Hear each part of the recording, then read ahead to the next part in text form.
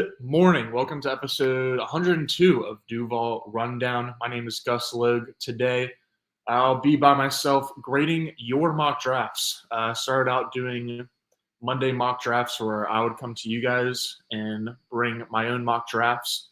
But I kind of, after doing that every Monday, I ran out of kind of ways to construct it, even contrarian ways to construct my mock drafts to kind of give you guys different possibilities for what the Jaguars will do. But instead of doing that, and also to kind of like build kind of community a little bit, I'm going to be grading your mock drafts. And so in future episodes, you can submit your mock drafts to me each Monday morning on Twitter/X. I'll request them there, and you can upload your full mock drafts with whatever simulator you want to use. And so I've got 6 loaded up here this morning. Maybe if I fly through them, I'll see if there's any others that got submitted. But a couple ground rules first.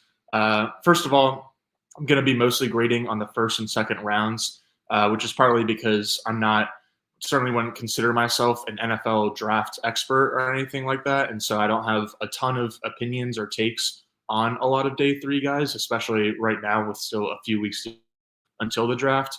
But also, there's just like a realisticness kind of part of it too, where hypothetically a team has 4 day 3 picks each year. They're 4th, 5th, 6th, and 7th rounders. And if they get just one of those 4 hypothetical guys to sign a second contract, then that's a win. Usually those guys end up just kind of being special teams guys, roster fringe guys. And so I think it can be really exciting to build out a mock draft and be like, look at all the steals that I got on day 3 that could turn into real quality starters. I don't know. Usually it doesn't really work out that way. And so for this grading, I'm going to be more so leaning on the first and second rounds. And then as part of the realisticness part too, more so grading for like the Jaguars process, like what your process is in these mock drafts and how much it reflects or kind of goes away from what I think the Jaguars process could be. Even if I'm not a draft expert, I do consider myself a little bit of a Jaguars expert at least, and I think I have a decent idea of what they're going to be thinking entering the draft, which begins on April 24th. So yeah, it's going to be more than anything else, not like, oh, I think you got great value here and here and here because I love this player and that player, but more so how does your mock drafts align with the just like realisticness that the Jaguars could actually follow your direction. And so with that, I guess we'll get into the first one. This first one is from @Ewan Letham.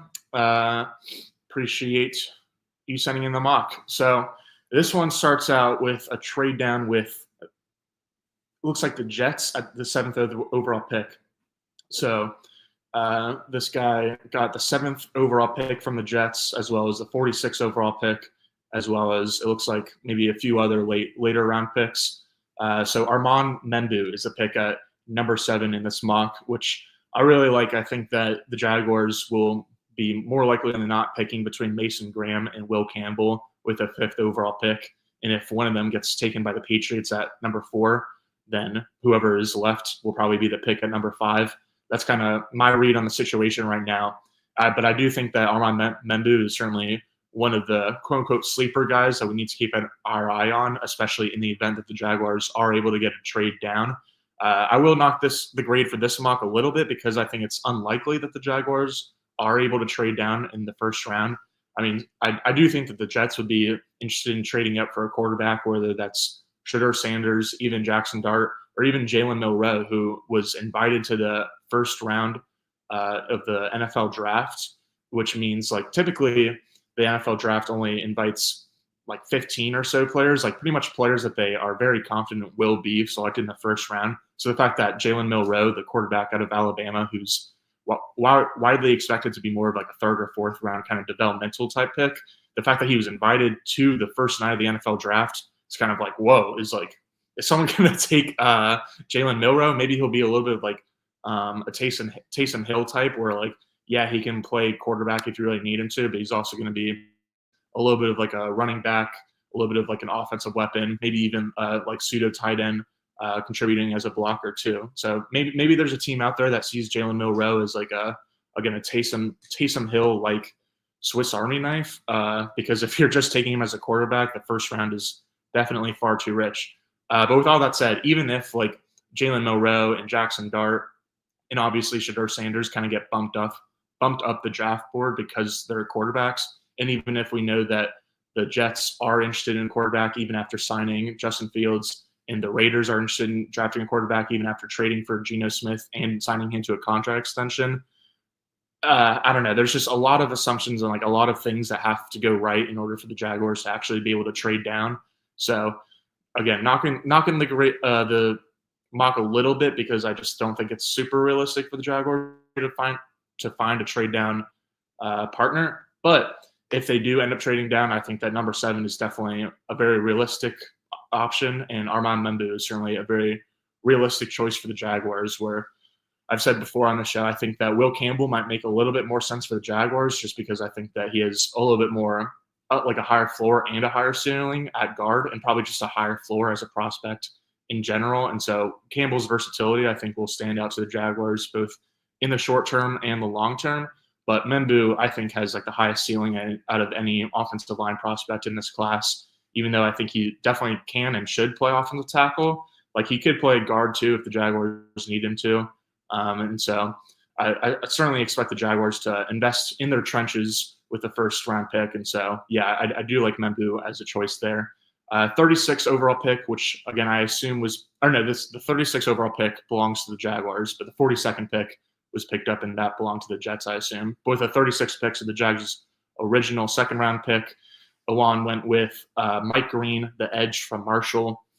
I got to knock this one too because I think that hypothetically, this would be a great pick, especially since Mike Green is expected to go as high as the top 10. He's just everything that you want out of a pass rush prospect in terms of like on the field and athleticism and everything like that. But the kind of two main drawbacks with him is one, competition level. Obviously, playing at Marshall, it's not like he has like the experience of Will Campbell or Armand Membu or Mason Graham or any of the guys that were really battle tested in a Power 4 conference in the FBS. But more so than that, I think there are some off the field concerns with Mike Green. And we've heard all offseason that the Jaguars are going to focus on bringing intangibly rich players and people into their building to be able to elevate the ecosystem by being nothing more than themselves. And so I don't think that Mike Green really fits the off the field profile that the Jaguars are looking for, especially in year one of their new regime. And so certainly a good value for a mock draft since, again, Mike Green is a great edge rush prospect, and I would be pretty surprised if he fell out of the first round entirely. But I don't think that's realistic. I don't think it's realistic that the Jaguars would be the team that would end up taking him if he did fall this far down the board. So, yeah, if it was like a very general mock pick, like without the Jaguars logo next to it, then I would say, sure, that's a good selection, but just don't quite see that for Jacksonville. With the 42nd pick, I do love this one, though. Tyleik Williams, defensive tackle out of Ohio State. I think if the Jaguars do end up passing on Mason Graham, or if Mason Graham is picked 4th overall by the Patriots, and just so if the Jaguars do not take a defensive lineman in the first round, I think Tyleik Williams is definitely going to be a name to watch for at the top of the second round. Again, defensive tackle out of Ohio State. He's a bit more of a run stuffer, kind of pass rush upside, but he's versatile in that he can play kind of a couple different places along the defensive line. He's definitely going to be best as kind of like a gap clogger in the A gap in the middle of the defense, in the middle of the offensive or defensive line. But he can also play a bit of 3-tech, maybe even like a big end 5 technique. I think you can line him up in a couple of different spots. And so, yeah, I think Tyleik Williams, again, definitely worth a look for the Jaguars, even if they do pick Mason Graham, honestly, or even if they do take like some kind of defensive lineman, but especially if they don't take a defensive lineman with their first round pick, I think Tyleik Williams definitely a name to watch. So love that one. Darian Porter was the next pick, 71st overall, cornerback out of Iowa State. I'm not sure if the Jaguars will be interested in this guy or not. I guess like once you do get to the 71st overall pick, I'm probably going to start nitpicking a little bit more than I need to.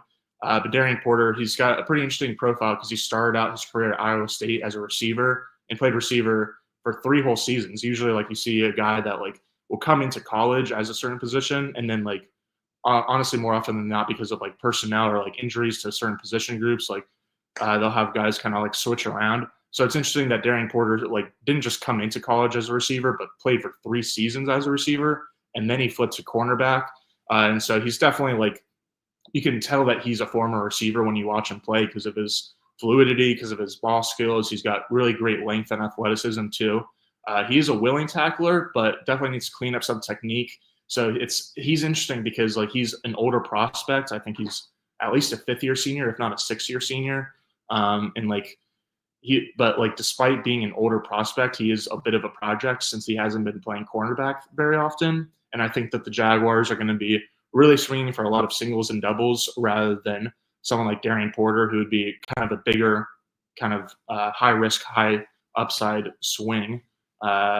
So I think the Jags would probably prefer someone that has played the position longer, is just a little bit more pro ready. Long story short, but I can't off the pick too much. I do think that cornerback in like the 3rd or 4th round is a pretty good range for the Jaguars. I like Darian Porter decent enough as a prospect, so I like that pick. Next one, 88th overall, TCU wide receiver Jack Beck. Definitely makes a lot of sense. We've talked about Jack Beck plenty, both on this show at 1010XL and Jacksonville at large. Makes a lot of sense as kind of like the guy who fit in as in Liam Cohen's scheme in like the Chris Godwin type Cooper Kupp role, where he can be attached to the line of scrimmage as a blocker in some spots. He can be used in motion a ton, used as kind of like an offensive weapon in terms of near the line of scrimmage screens and jet sweeps and stuff like that. He's also, I've talked before about how like it's not just important to be a good receiver on screens, but also to be a good blocker. I think that Jack Beck is definitely a good example of that. He's arguably the best blocker in the wide receiver class this year, which I think would certainly make him appealing to the Jaguars. So like this pick for sure, especially where you got Jack Beck at 88th overall in the 3rd round, I believe. Next one, Oregon tight end Terrence Ferguson. This guy's interesting because I feel like tight ends usually it's like he's a really good blocker and he's got some upside as a pass catcher. But Ferguson is actually like a pretty solid pass catcher already with a little bit of untapped upside, if anything, as a blocker. I think that his tape as a blocker at Oregon was very up and down, but the flashes that he showed were very promising. And so if he can develop a little bit as a blocker and really just kind of round out his game, then this is a guy that could certainly be a tight end 2 in the NFL, if not a low end tight end 1. And so, yeah, I think like the 3rd or 4th round is probably going to be the early that the Jaguars start looking at tight ends, since they do already have 3 on their roster that could and should make the roster later this offseason. But I've seen a lot of people, a lot of like draft analysts and draft experts say that Terrence Ferguson would be a really good pick for the Jaguars and makes a lot of sense in Jacksonville. So like that one, I'll kind of start breezing through these last picks since I've already taken a decent amount of time on this mock. But next pick, Sacramento State offensive Jackson Slater. I feel like this is a little bit early for my liking because I think Slater is certainly an interesting developmental piece, but I think he's more of like a day 3 upside project, almost like the way that Cooper Hodges is right now for the Jaguars, as opposed to someone that you're taking that high. I feel like Tate Ratledge from Georgia or McLaughlin from Ohio State. I feel like there's like a higher tier of interior offensive line prospects that are probably available at this range. So Jackson Slater, definitely have heard good things about him as a prospect, but I think that's a little bit early. I do love this next pick, Oregon defensive tackle John Marie Caldwell. Talked about him on the show that Mia and I did, breaking down defensive tackles in this class. I've seen a lot of kind of comparisons to him and BJ Raji, and so love that pick. Next one, UCF running back RJ Harvey, who will certainly be a popular selection in all of these fan mocks. I really like taking them at 142. I think that if he was like picked at 88th or 108th or something like that, that would be a bit rich for my blood, because I think RJ Harvey is like best case scenario going to be like a change of pace back and like definitely needs to be in a committee. He's like the home run hitter and like needs someone that's like more of like a Najee Harris that's like just a between the tackles kind of grinder. And so I feel like if you want RJ Harvey, like why not just give Travis Etienne one more year? Because they're certainly not the same type of player, but like their main calling card for both of them is just their explosiveness, especially out in the open field. And so, yeah, I feel like RJ Harvey certainly a good prospect. I'm certainly a fan of him, but I think he might be getting a little bit overhyped in Jacksonville just because, I guess mostly because Bucky Irving looked so good in Liam Cohen's offense last year. But Bucky Irving was like a really good, just all around prospect. And I think he fell a little bit to the third or fourth round because he didn't have like an amazing combine. He actually had a underwhelming combine. And so he didn't have like freak athleticism, but he was, again, just really well rounded in terms of his vision, his footwork, his pass blocking ability, his ability to break tackles, like contact balance, his speed, even though it wasn't great, it was certainly good enough. But Harvey, I think, is a little bit more, he's not that well rounded, especially compared to someone like Bucky Irving. He's just, again, a home run hitter, someone that has really good athleticism and explosiveness, and you want to scheme him up in the open areas of the field. And so, again, I think this is a fine pick, especially where he was picked. But I kind of feel like if you want to draft RJ Harvey, why not just give Travis Etienne another year? I guess you could do both, get RJ Harvey and like keep Travis Etienne. But if you're drafting a running back and it's not like a 6th or 7th round selection, then that might be a sign that Travis Etienne's days are numbered in Duval County. But we will see. Next pick, UNLV wide receiver Ricky White. Don't know anything about him. Next pick, Wisconsin safety Hunter Waller. Don't know anything about him. Next pick, Iowa tight end Luke Lakey. I've heard good things, but only because I know a couple people who are like, you went to Iowa or covered Iowa. Shout out Mia. But yeah, I haven't heard about Luke Lakey from anyone that doesn't have a tie to Iowa. So I don't know. That's fine as a very late round flyer. And then the last pick in this mock, Penn State linebacker Kobe King. Like that a lot because I think he's a decent linebacker prospect. But at this point, like, you're essentially taking, again, like special teamers, and linebackers, tight ends, safeties typically end up being special teamers the most, more than like receivers and running backs and smaller guys. And so to recap this first mock by Ewan Letham, Armand Membu, Mike Green, Tyleik Williams, Darian Porter, Jack Beck, Terrence Ferguson, Jackson Slater, John Marie Caldwell, RJ Harvey, Ricky White, Hunter Waller, Luke Lakey, and Kobe King.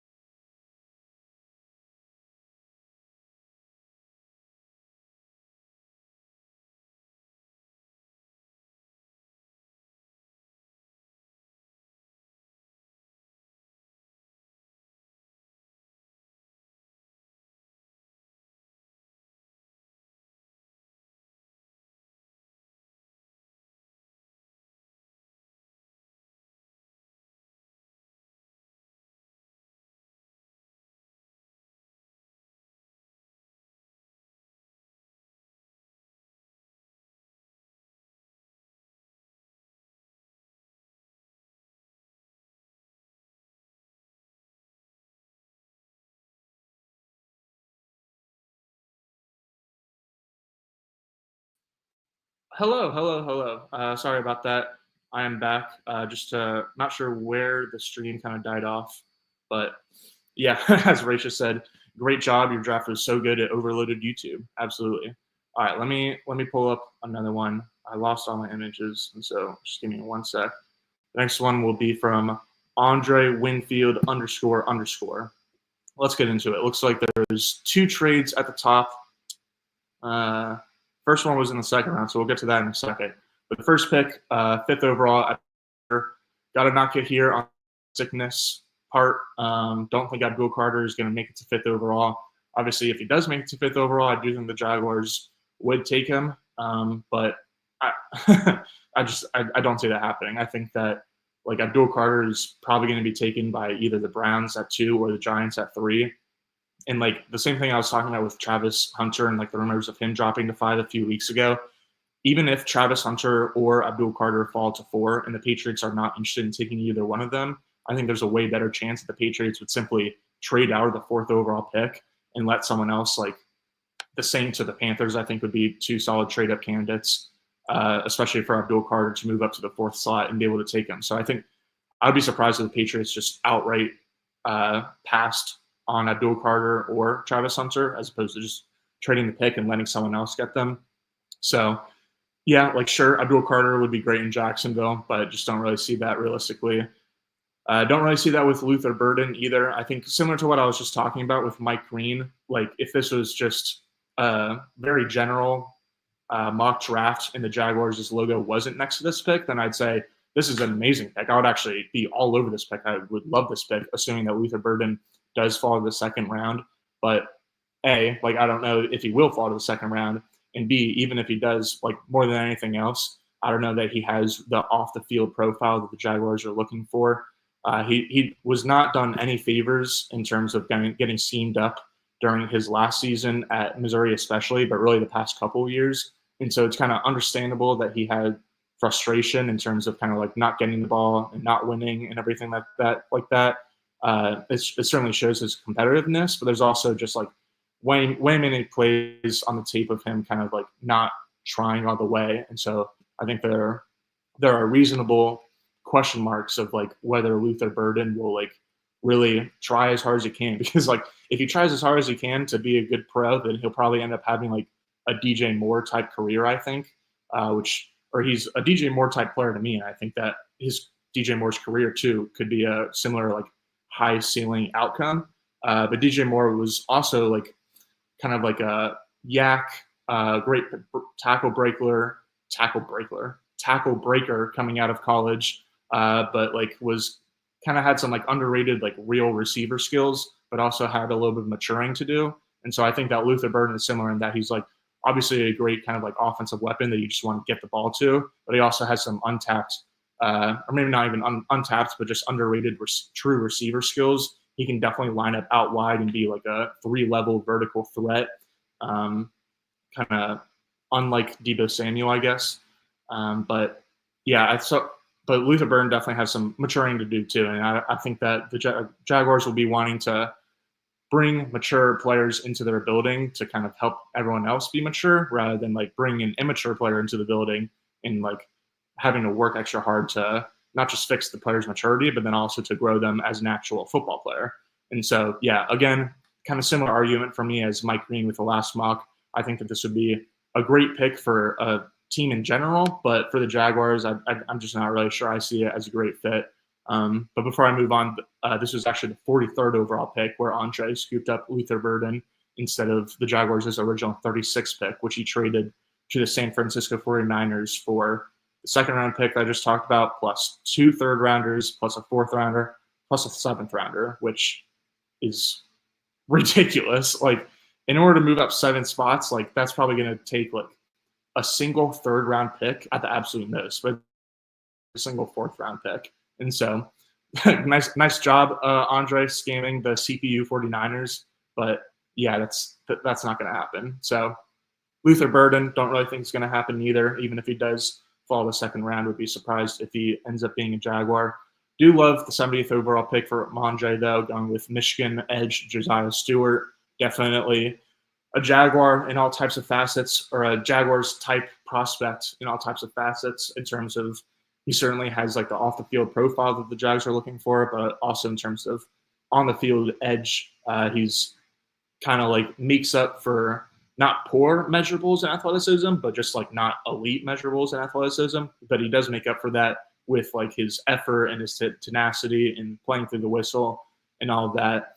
The Jaguars do have, I forget who it is, but they've got someone on staff who like used to work with the Wolverines. And so certainly wouldn't be surprised if that staff member says good things about Josiah Stewart and or Mason Graham, maybe even has some insight on Will Johnson too. But yeah, really like Josiah Stewart. I think he's definitely going to be an edge prospect to watch for the Jags on day 2. Love this next pick as well, 75th overall, which was originally the Niners pick. Andrew Mukaba from Texas, talked about him a lot on Thursday's show, which would be episode 100 with Mia, as we broke down a lot of different players in the safety class. Mukaba is a little bit undersized, and so I think there's a little bit of some concerns that like he's certainly willing as kind of like a run supporter and a box safety and playing closer to the line of scrimmage, but mostly because of his size, there's question marks of like how versatile will he truly be, or will he kind of only be a center fielder? But even if he is only a center fielder, that's still an extremely valuable kind of like niche role on the starting unit to have. So yeah, love Mukaba. Certainly think he's got the off the field intangibles the Jaguars are looking for too. 88th overall, Jared Wilson, Georgia offensive lineman, played center, I'm pretty sure, at Georgia. Is definitely projected to be a center at the next level. I think that, I was going to be nitpicky, but I mean, it's the 88th overall pick. I was just going to say I think the Jaguars would maybe prefer someone who has a little bit more versatility, because I think Jared Wilson is probably only going to be a center. And the Jaguars, like, they did just sign Robert Hainsey to a multi-year contract in free agency. And so I think that means that if good things happen, that Hainsey will be the starting center for at least multiple years. And so I think that they'd rather get a guy that like could be the long-term starting center, but could also like slot in at either guard spot if like injuries or if injuries happen or contracts end or various reshuffling across the offensive line needs to happen. But again, since it is the 88th overall pick, it's in the third round. Typically, you're not going to find like super versatile players in general starting around this range. And so I do like Jared Wilson a lot as a prospect. And I think this is about where I expect him to be taken. So I think that's a good pick. Love this next pick, Kentucky interior defensive lineman Deon Walker. I've talked before about how he had some incredible like pass rush win rates, even despite playing through a back injury, which kind of help explains his high pad level, which is definitely the biggest thing that needs to get cleaned up for him on the field. But like that a lot. Like Dorian Strong a lot too, Virginia Tech cornerback. I don't really know a ton about him, honestly. I think he's more of like a press man cover, or definitely someone that you want close to the line of scrimmage to take advantage of like his own athleticism. But the main thing I really know about him is just the fact that the Jaguars did meet with Dorian Strong at the NFL Combine. So obviously there's some level of interest there. Next pick, UCF running back RJ Harvey at 126 overall. Already talked about him a decent amount with the last mock. And then we'll close it out with UTSA corner, I think that says cornerback, Zaw Frazier, Miami offense tackle Jalen Rivers, and Florida linebacker Shamar James. Don't know much about those guys, but I like this a lot. I mean, the first two picks are Abdul Carter at 5th overall, and then getting an absolute haul to trade down and take Luther Burden. Like, I don't really see any of those three things happening. But, I mean, after that, Josiah Stewart, Andrew Mukaba, Jared Wilson, Deon Walker, Dorian Strong, and RJ Harvey. That's a really, really strong middle of the group. And so I'll go with a B+ for this one, because first two rounds, again, I just don't think are very realistic to mock. But really, really, really love what you did in the middle of this draft, Andre. Let's move on to the next one that we got.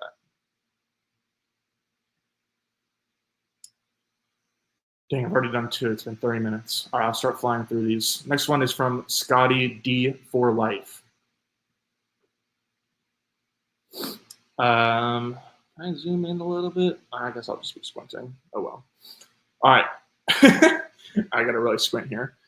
I really like this. Looks like Scotty went very contrarian and did not have a first-round pick in this one. He picked up Dallas's second-round pick next year, Denver's second-round pick next year, Tampa Bay's second-round pick next year, Tampa Bay's third-round pick next year, and Tampa Bay's sixth-rounder next year. So a lot of trade backs here for Scotty.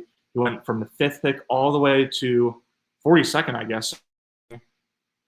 I don't really even know how this happened, but Scotty's first pick was at 36 overall. Went with Notre Dame safety Xavier Watts. Love that pick. I think that I'm sure there's plenty of Jaguars fans that would be very underwhelmed by the fact that their first pick wasn't until 36 overall, and on top of that, their first pick was with and not a trench player. But I think that Xavier Watts definitely makes a lot of sense for the Jaguars. Talked about that again more on last Thursday's show with Mia, episode 100, as we broke down the safety class. So yeah, I think it's pretty unrealistic to get, 3 second-round picks in 2026, plus another third and a sixth-rounder, especially because, like what are you going to be using those for? Like, it would make sense if the Jaguars didn't have a quarterback on their roster that they liked, and if they were, like, trying to accrue a bunch of draft capital for 2026 to be able to move up for a quarterback in that class, since it is supposed to be a really strong quarterback class in 2026. But, like, I don't know that they already have Trevor Lawrence, so getting 4 day 2 picks in 2026 doesn't make a ton of sense to me. But I appreciate the contrarianness of it all. I do like the pick of Xavier Watts at 36 overall. I also like Benjamin Morrison, the next pick at 42nd overall, cornerback of Notre Dame. Did he tear his ACL? I don't know if he tore his ACL, but he missed the majority of, if not the entirety of his last season at Notre Dame last year when they made it to the college football playoff championship game. But yeah, 2 Notre Dame guys. Wonder if Scotty's a big Notre Dame guy. But Benjamin Morrison, despite missing most, if not all, of last year, had some really, really good tape over the years, really good production too. Prototypical, lengthy press corner, I think. I think that the Jaguars I would love for the Jaguars to take a cornerback in like the 2nd or the 3rd round, but I would be unsurprised if they ended up kind of waiting around and just taking a project or 2 later. Like I feel like Dorian Strong might be a really good kind of place to project the Jaguars to take a cornerback, kind of like late 3rd, but more realistically early 4th. So I'm not sure if the Jaguars will be taking a cornerback this early, especially if they took a different secondary player already and still haven't addressed their trenches at all. I think it'd be one thing if the Jaguars didn't take Mason Graham in the 1st round and they went with like a really good offensive line prospect. But even in that scenario, I'd certainly expect them to spend their 2nd round pick on a defensive lineman. And so, yeah, I like Benjamin Morrison a lot, but I just don't know how realistic that one is. Like this next one a lot. 51st overall, I think that says. Tate Ratledge, guard out of Georgia. Definitely has the kind of playing through the whistle type mentality that Liam Cohen, James Gladstone, Tony Baselli, the entire Jaguars staff is surely looking for. I think he makes a lot of sense as someone that maybe could push Ezra Cleveland as a starter from day one, but more realistically, he's probably just going to be a long-term replacement for Ezra Cleveland once Ezra's contract ends in a year or 2. Next one, Jaden. Love that one. The receiver out of Iowa State. I am definitely in the camp of why are we not talking about Jaden Higgins as a 1st-round receiver prospect?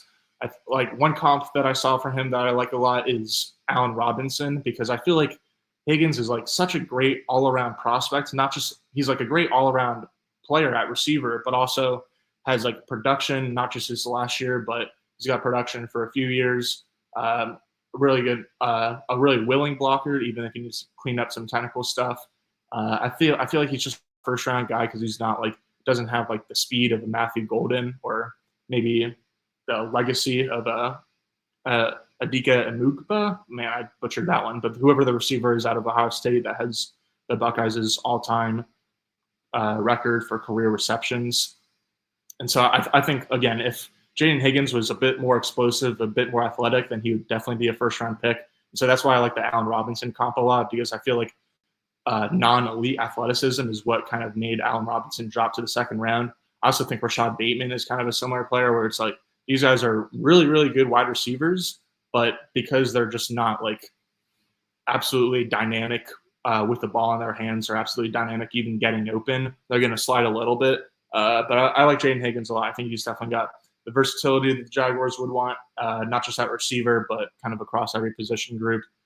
Higgins is maybe my personal favorite receiver in the draft, honestly, especially when you're kind of weighing where they're expected to go in the draft. So love the Jaden Higgins pick. Next one, Josiah Stewart. Love that one as well. Talked about that. Next one, Tennessee defensive tackle Amar Norman Lott. Love this one. I talked earlier that I think that if the Jaguars do not take Mason Graham in the 1st round, then Tyreek Williams is definitely a name to watch in the 2nd round for them to kind of bulk up their defensive line. But if neither of those happens, or if one of those 2 options happen, I think that a really good late day 2 pick, in addition to Deion Walker, who Andre picked in the last mock. But in addition to Deion Walker, I think Deion Walker and Omar Norman Lott would be like the 2 guys I'd be looking at most later on in day 2 as someone who can truly provide immediate pass rush juice from the interior of the defensive line. RJ Harvey was the next pick. Talked about him. Notre Dame tight end Mitchell Evans was the next pick. Scotty, you had to be a Notre Dame alum or something, because the next one is quarterback Riley Leonard from Notre Dame. My goodness. And then we're wrapping up with, is that Western Michigan offensive center Jacob Giddin or something. I don't know. I'm sorry, the text is small, so I can't quite read that. So I guess I got to knock you a little bit for the Notre Dame bias. Taking 4 different Fighting Irish is pretty wild. Again, I also think that it's, even though I credit you for going contrarian and not even having a first-round pick in this draft and trading back as much as possible, just completely unrealistic to expect the Jaguars to get 4 different day 2 picks in 2026. But I don't know. There's a lot of really strong player fits in this draft, from Xavier Watts to Tate Ratledge to Amar Lott, even Mitchell Evans, who I didn't really talk much about, but I think he is kind of similar, not necessarily as a prospect to Jake Ferguson, but just similar in that he makes a lot of sense as kind of like potentially early day 3 developmental tight end who can give you a decent amount in both the pass game and the running game. He's not one of these guys that's like Oronde Gadsden, I think his name is. Forget what college he's coming out of, but there's some like a lot of sleeper tight end names that you hear about are typically guys that are like pretty much pseudo slot wide receivers, and they're really just really big wide receivers that are cosplaying as tight end. And so like because of that, they really offer barely anything in terms of like inline ability, especially in terms of being able to block for a lot of different packages of plays. So usually those are like the kind of like later day guys that get a lot of attention. But I think Mitchell Evans and Terrence Ferguson both are definitely names to watch for because of the versatility that they provide as solid pass catchers, but also could be potentially really good run blockers as well. So I'm going to give this one a B-. I like this one a lot, but I'm sorry, 4 day 2 picks in 2026. Like, well, what's the point even? All right, let's do a couple more. This next one, A Kirch 4. I'll try to kind of speed this one. Ooh, I like where your head's at, A Kirch. Looks like I don't know exactly what the trade back was. I also forget off the top of my head who owns the 11th overall pick. Saints have 9, Bears have 10. Do the Niners have 11? The Niners either have 11 or 12. But either way, in this mock, the Jaguars trade back from 5 to 11, and they pick up Jalen Walker, who I've talked about a lot on this show, on various shows, on Twitter/X. I don't actually expect for the Jaguars to take Jalen Walker with their 5th overall pick. I certainly think he's going to be towards the top of their list as a potential first-round pick if they do end up trading back. But really, I've mostly just talked a ton about Jalen Walker throughout this kind of but just NFL draft process, because with the Jaguars picking 5th overall, there's really just a small handful of guys that they're likely to be able to get. And so in order to kind of like offer a contrarian alternative, I think that Jalen Walker will be placed highly on the Jaguars' draft board. And so I feel like that's definitely like the number 1 sleeper name. I'm keeping my eye on at number 5. But again, I don't actually expect him to be the 5th overall pick. I think it's much, much, much more likely that Jalen Walker would. This scenario is. So really like Jalen Walker at 11th overall. I think that's a nice pick, especially with Williams as the 2nd round pick. So even if Jalen Walker is going to like mostly be playing linebacker, I would expect him to play more so on the edge, both in Jacksonville and really wherever he ends up going. But he's a little bit of kind of like a wild card in terms of like where is he actually going to line up for the majority of snaps. And so I do really like bulking up, making sure the defensive line does get bulked up by going with Tyleik Williams, again, the Ohio State defensive tackle with 2nd round pick. Later in the 2nd round pick, I guess this was picked up in the Jalen Walker trade back. Trey Amos, Ole Miss cornerback. This is a guy that I think could sneak into the 1st round, honestly. And I guess I have seen some more hype for him recently, but definitely one of my favorite players in the class. Another kind of typical press man corner with the athleticism to be able to hold up in that scheme. He's a lot of fun to watch on tape because of his effort level, and not to mention his athleticism. I like that a lot. Jared Wilson was the next pick at 70th overall. Maybe a little bit rich. I would rather that be at like 88th as opposed to 70th. But I think that's a good prospect, so can't nitpick too much. Next one was Emory Jones, offensive tackle of LSU. That's also a little bit rich to me just because the Jaguars did sign 2 potential swing tackles in free agency.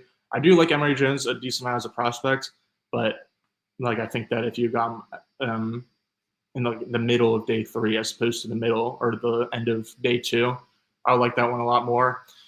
Pick 107, Cameron Scatterbo. I think this is pretty good value because I actually do expect Scatterbo to go a bit earlier, the running back out of Arizona State. I don't know. I guess that's fine. I don't know. I don't know how I feel about Scatterbo. I think he's fine. I think he'll be at least productive for 4 years. I don't know if he'll really be a second contract type of guy, but I mean, there's worse ways to spend the 107th overall pick. So I'm fine with Cam Scatterbo, whatever his name is, out of Arizona State. Next, Penn State safety Jalen Reed. Don't know a ton about him, but I do know that the next pick, Illinois wide receiver Pat Bryant, would be a really good kind of later round wide receiver to try to bring to Jacksonville. Definitely has really good size, but the versatility to play out of the slot a little bit. He is from Jacksonville, so it'd be a cool kind of homegrown talent type story. So I like that one. And then rounding it out with UCS offensive lineman Jonah something. The text is too small. Yeah, I can't tell what those other names are. But I'm gonna go with a B plus because I really like these first three rounds that we've got here from Kirch, between trading back and getting Jalen Walker, and then continuing to fortify the defensive front with Tyreek Williams, and then getting a true outside cornerback that could play with both Tyson Campbell and Jordan Lewis in 3 cornerback sets, which is most plays in the NFL nowadays. I like that a lot, I think. And then, like, since you didn't address offense at all with the first 3 picks, kind of double dipped with the offensive line with Jerry Wilson and Emory Jones before going with plug and play rotational back and Cam Scatterbo. Yeah, I like this a good amount. B plus. Good job, Kirch. All right, let's just do one more for today. This one is from Nick Elanus. Elanus? I doubt it's Elanus. Elanus? Anyway, Nick, let's see what you got. All right, Mason Graham. Finally, a normal first-round pick. All right, Mason Graham was the 5th overall pick for Nick here. I like that. I personally like Will Campbell a little bit more, both as a prospect in general and also as a fit for Jacksonville, but I certainly would not be upset about Mason Graham coming to Jacksonville. Benjamin Morrison reappears with the 42nd overall pick, which Nick acquired from the Jets in the trade back. I really like this trade back. This is like, here we go, Nick. This is what I'm talking about. This is a realistic trade. Again, for all the reasons I outlined earlier, I'm not sure how likely it is the Jaguars will be able to find a round 1 trade partner anymore. But I think day 2 is a great place to look for the Jaguars to make a trade, because there's always, like, every year it feels like there's 10 plus guys that, like, how are they still there in the second round? I can't believe they weren't taken in the first round.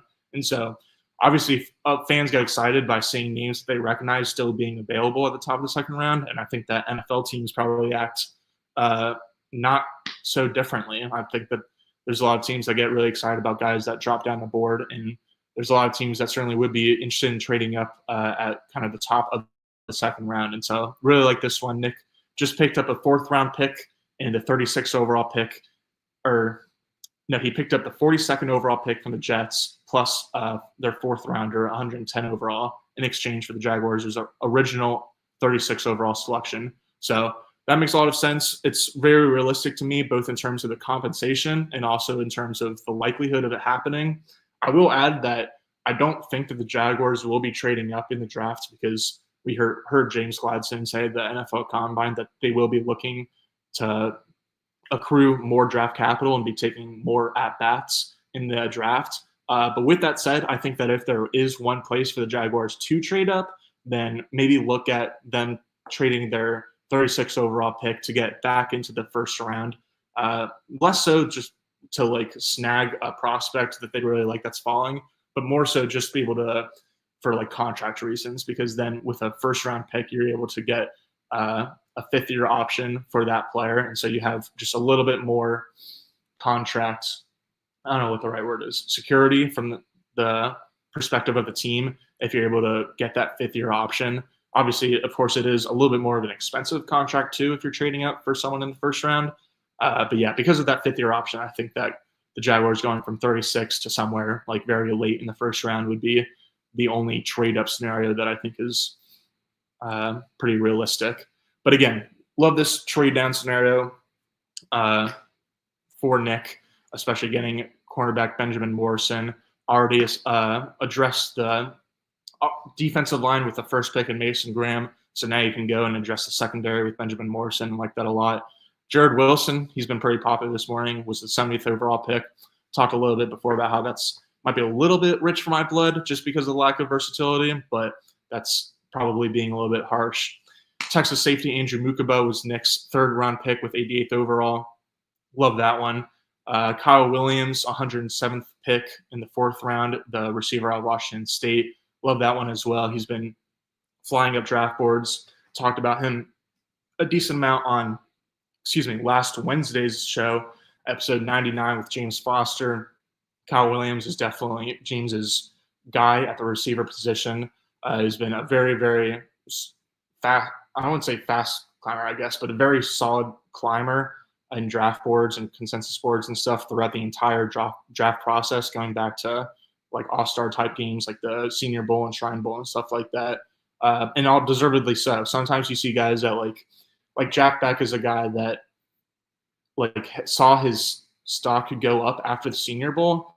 Like it was kind of like as much because of like the really sad story with his brother and kind of like him playing through that and like kind of like just off the field hype than it was really like, oh, this guy truly shined. And so I certainly like Jack Beck. I just think that should kind of stay as like a third round type guy rather than being pushed up to like a second round type selection. But Kyle Williams is a guy that I think that has been getting a lot of hype again throughout the draft process, but it's been deserved. And I definitely think he would be a very good pick for the Jaguars again at 107th overall here.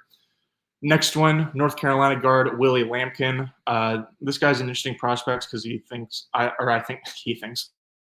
I think he has a really interesting or just unique body type, I guess, and mostly because he's really short. And so not sure if he'll be able to really hold up against NFL competition, but because of his size and his shortness, I guess, but his girth or whatever you want to call it, I've seen people say that like maybe you could experiment with him as a fullback. And so Willie Lampkin, offensive weapon. We're in the fourth round here, so day 3. So at this point, I'm not going to criticize it too hard. I do think Willie Lampkin, you could probably find him or a prospect like him a bit later in the draft. But yeah, that's fine. Love this next one. Virginia Tech edge Antoine Powell-Ryland. Talked about him before on the show about how I think he definitely fits what the Jaguars are looking for. Kind of similar to Josiah Stewart, honestly, out of Michigan. But Antoine has been extremely productive, especially in his last year at Virginia Tech. I think I think he's got 30 sacks over the past 2 years, but I think he has 30 sacks over like his entire 5-year career, which is certainly so impressive. And so he would be falling to day 3 because of kind of size and athleticism concerns, but he's got great technique, great pass rush plan, again, great production. So definitely think that that's the type of profile in general, but especially at edge that the Jaguars will be looking for. Double dipped with Virginia Tech players. Nick went with running back Bai Shul Tuten. Hopefully that's the right pronunciation. Don't really know much about him, honestly. Next one, Oklahoma linebacker Danny Stutzman. Then Texas Tech running back Taj Brooks, double dipping with running backs. Interesting. And then Iowa tight end Luke Lakey. A-. I like this one. I like this one a lot. It's very realistic. Again, that's mostly just like, what can I see the Jaguars doing this is pretty much how I'm grading these. And so I certainly see them taking Mason Graham at 5th overall. I could certainly see them trading down for just a 4th-round pick in a 2nd round and then continuing to address their defense. I think this one makes a lot of sense. I like this a lot. So, Nick, congratulations. That's a mock draft of the day. Appreciate everyone for sticking with me as I worked through some technical issues. Next time, I guess I would not have to preload all of these mock images beforehand. But yeah, that was fun. Hopefully you guys thought so too. I'll be back next Monday for this again. So be sure to check out my Twitter/X page at Gus_Logue, GUS_LOGUE. You can submit your mocks there, and I will grade as many as I can. Next Monday, I'll set a little timer so I can hit on more, because I think I only did 5 today. So I'll set a little timer for myself next week. But yeah, and tomorrow I will be back at 9:04 a.m. Eastern. Hayes is out of town. I don't even know. Is he in San Antonio? I don't know. I don't know. I don't know where Hayes is. It's not San Antonio though. I think he's had this vacation booked for a little bit. But Hayes is out, and Rick Ballou is in. Rick Ballou will be joining me tomorrow at 9:04 a.m. Eastern. So really looking forward to that. Love catching up with Rick as always. So yeah, I'll catch you guys tomorrow. Take care. Have a good one. Go Gators.